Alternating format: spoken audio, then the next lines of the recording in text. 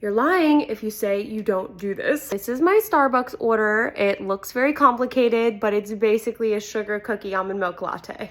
So let's taste what the remnants of a sugar cookie almond milk latte tastes like with this Target coffee. I'd say pretty good, actually. I thought this whole advent calendar was light roast coffee, but actually it looks like we're getting a couple of the dark roast, which I like so much more. Topping it with a little cold foam, it's pretty good.